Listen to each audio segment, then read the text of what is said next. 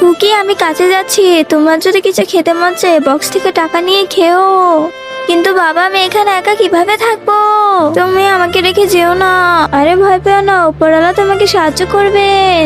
এটা রাখো আর কিছু খেও। আমি যাচ্ছি, বক্সটা রেখে দি।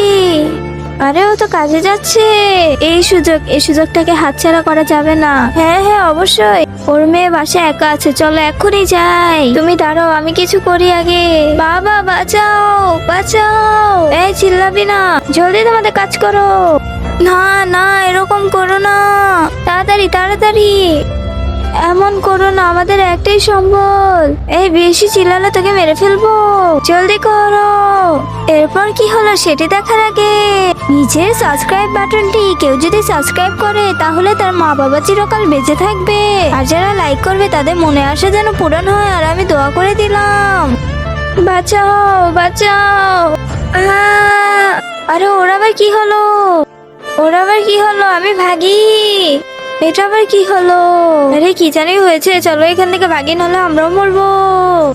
কেমনে সম্ভব।